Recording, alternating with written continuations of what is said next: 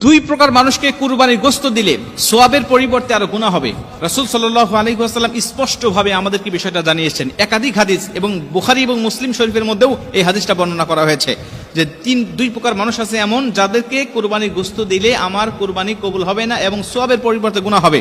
এর প্রথম নম্বরে রয়েছে যারা কসাই, যারা গোশতটাকে বানায়, এই গোশতটাকে যারা কাটে, তাদেরকে মজুরি হিসাবে, পারিশ্রমিক হিসাবে আপনি গোশত দিতে পারবেন না। তারা যেহেতু পরিশ্রম করেছেন, কষ্ট করেছে, এর জন্য তাদেরকে পারিশ্রমিক দিতে হবে, তবে গোশত নয়। আপনি তাদেরকে টাকা পয়সা বা অন্য কোনো চুক্তি তাদের আপনি দিতে পারবেন, কিন্তু ওই কুরবানির পশু থেকে আপনি তাকে কিছুই দিতে পারবেন না। আমাদের সমাজে অনেকে দেখা যায় যে কুরবানির সারাদিন কাটাকাটি করছে, তাকে 4টা পাও দিয়ে দিল বা 2টা পা দিয়ে দিয়েছে, মাথাটা দিয়ে দিয়েছে, গরু ভুঁড়িটা দিয়ে দিয়েছে, এরকম একটা শর্ত দিয়ে আমরা তাদেরকে কাজে নিয়োগ দেই। আল্লাহ রাসূল সাল্লাল্লাহু আলাইহি ওয়াসাল্লাম বলছেন, লা ইউতা ওয়া লা ইউতা ইল্লা লিজাযারাতিহা শাইআ। পারিশ্রমিক হিসাবে তুমি কুরবানির গোশত তাকে দিতে পারবে না, তবে হ্যাঁ, অবশ্যই সে যেহেতু গরিব, সে যেহেতু অসহায়, এজন্য তুমি অন্য 10 জনকে যেটুকু গোশত দিয়ে থাকো ওই রকম ভাবে তুমি তাকে দিবে, কোনো সমস্যা নাই। কিন্তু সে পারিশ্রমিক হিসাবে তোমাকে অবশ্যই মূল্য দিতে হবে। মূল্য পরিশোধ করার পরে তুমি তাকে অন্য 10 জনের মতো একটু গোশত তুমি তাকে দিয়ে দিলে কোনো সমস্যা নেই। আমাদের সমাজে দেখা যায় অনেক বাড়িতে ভুঁড়ি সাফ করতে পারে না, এর জন্য পাশের বাড়ির কোনো মহিলাকে ডাক দিয়ে, গরিব মানুষকে ডাক দিয়ে বলে, তুই এটা সাফ করে দিই, তুই অর্ধেক নিবি, অর্ধেক আমাকে দিবি।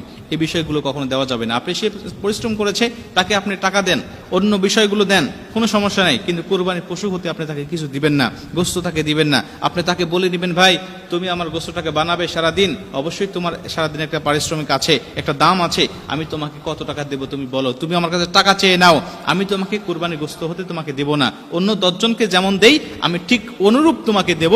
বেশি আশা তুমি আমার কাছে করবে না। বেশি আশা করলে তুমি আমার কাছে টাকা চেয়ে নাও যে কত টাকা তুমি নিবে, কিন্তু গোশত তুমি বেশি আশা করতে পারবে না। কেন? আল্লাহ রাসূল আমাদেরকে নিষেধ করেছেন হাদিসের মধ্যে, বুখারীতে, মুসলিমে, অন্যান্য বিভিন্ন কিতাবের মধ্যে হাদিসটা বর্ণনা করা রয়েছে।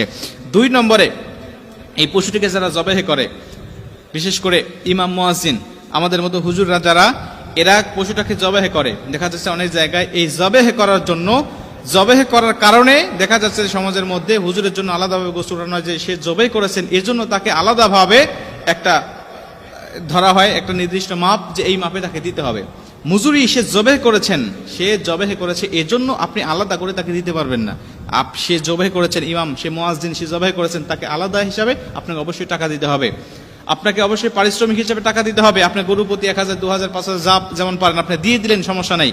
কিন্তু আপনি যদি মনে করেন যে না, সে ইমাম মানুষ, তাকে কিছু দিতে হবে, অবশ্যই অন্য 10 জনের মতো আপনি তাকে দিবেন, কিন্তু পারিশ্রমিক হিসাবে সে জবাহ করেছে এজন্য আমি তাকে অনেক মোটা অঙ্কের কিছু দিব, আমি 5 কেজি 10 কেজি তাকে গোশত দেবো, এমনটা নয়। আপনি অন্য 10 জনকে যেমন দেন সেই অনুরূপভাবে দিবেন, আর জবাহ করার জন্য আপনি পারিশ্রমিক হিসাবে তাকে অবশ্যই আপনি মূল্যটা পরিশোধ করবেন। এই 2টা ব্যক্তিকে আপনি পারিশ্রমিক হিসাবে আপনি দিতে পারবেন না। অন্য কোনো ব্যক্তিও যদি এই কোরবানির গোশতের জন্য পরিশ্রম করে, পারিশ্রমিক হিসাবে গোশত দিবেন না।